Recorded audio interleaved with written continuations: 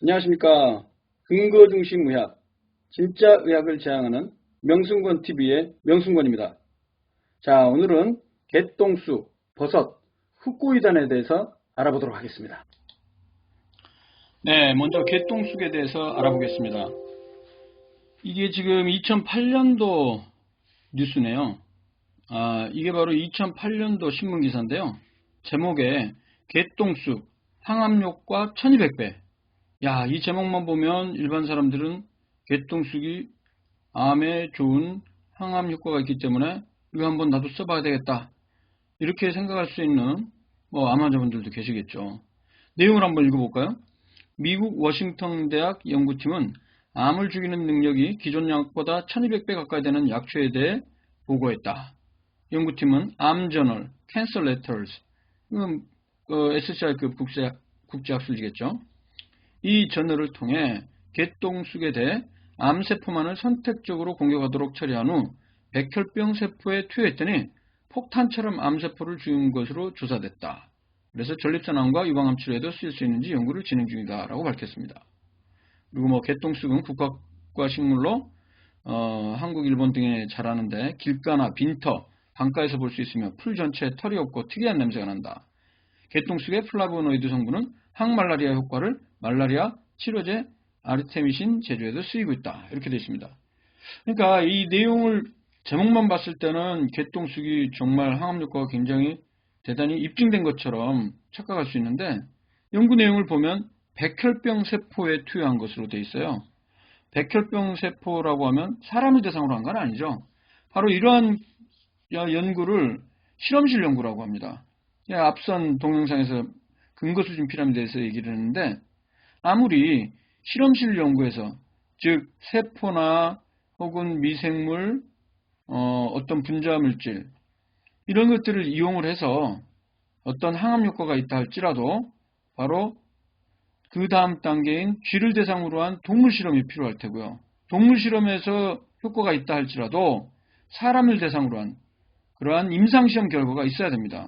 그리고 이러한 임상시험 결과를 하더라도 한두 편의 임상시험이 아니고 많은 사람을 대상으로 한 다수의 임상시험을 통해서 일관된 효과가 입증되어야 할 뿐 아니라 바로 부작용까지 최소화할 수 있는 안전성까지 입증이 돼야 바로 비로소 그것은 약의 효과로서 인정받을 수 있는 것이죠. 그 전까지는 아무리 실험실 연구나 동물 실험에서 효과가 있다 할지라도 바로 쓰는 것은 위험할 수가 있기 때문에 권장되지 않습니다. 그래서 이 기사는 사람을 대상으로 한 시행된 임상시험이 아니고 백혈병 세포를 이용한 실험실 연구의 결과이고요.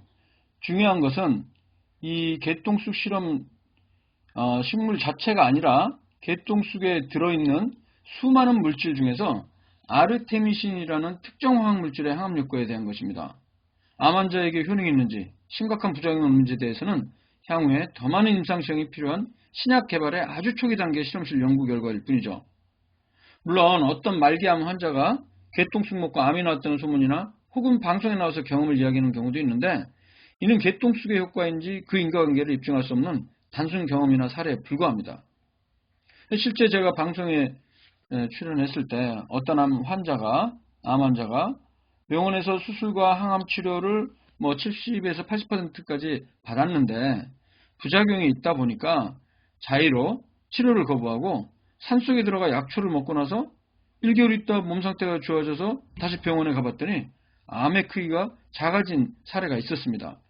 이 경우에 과연 산에 들어가서 약초를 먹고 이 암의 치료가 된 걸까요? 그렇지 않습니다. 바로 약초보다는 병원에서 받은 표준치료로 인해 효과를 본 것으로 해석하는 것이 의학적으로 타당합니다. 실제 인터넷에서 버섯의 항암 효과에 대해서 검색을 해보면 책도 여러 가지 많이 나왔었습니다. 기적의 항암버섯, 기적의 약용버섯, 이렇게 나와 있죠.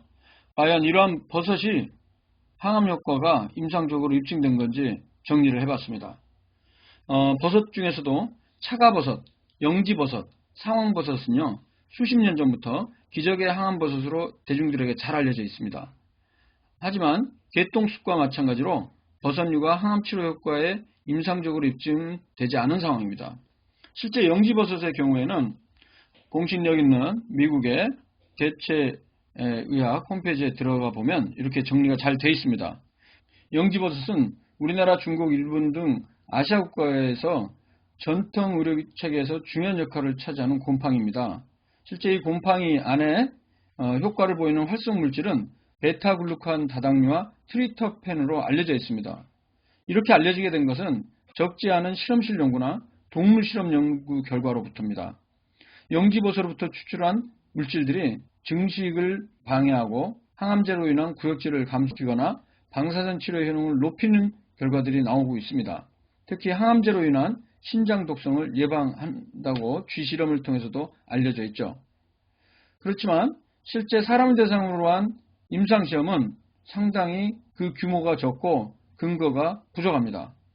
영지버섯이 항산화 능력을 높이고 암 환자에서 면역 반응을 향상시켰다는 결과가 보고되고 있고요.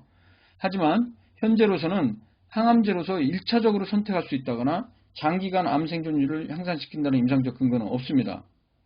결론적으로 영지버섯뿐만이 아니라 차가버섯이나 상황버섯 등에도 기타 어떤 버섯류든지 전 임상시험, 즉 임상시험의 전 단계인 실험실 연구나 동물실험 연구 혹은 일부 규모가 작은 임상시험 연구를 통해 항암 효과의 가능성이 제기는 되고 있지만 현재까지 그 효능에 대해서 임상적 근거는 없거나 부족하기 때문에 사용을 권장할 수 없습니다.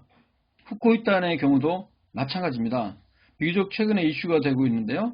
미역, 다시마, 톡과 같은 갈조류의 세포벽에 있는 황산기와 다당류가 결합된 물질입니다. 이 후코이탄 역시 실험실 연구와 동물실험 연구를 통해 항종양, 항염증, 항혈관, 항바이러스, 항관절염, 면역조절 반응 등이 일부 보고가 됐습니다.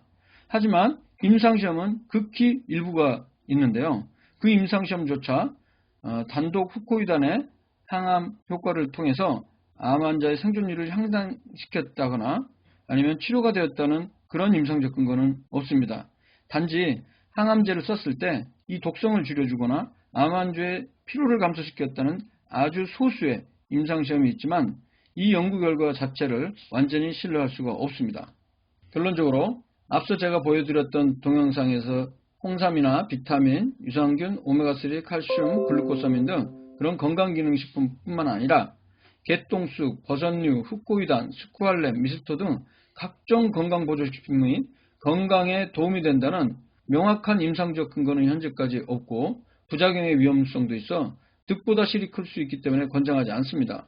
건강기능식품이나 보조식품이 건강에 도움이 된다는 주장은 사람을 대상으로 하지 않은 실험실 연구나 동물실험 연구로부터 일부 관찰된 결과로 사람을 대상으로는 검증이 아직까지 안 되어 있습니다.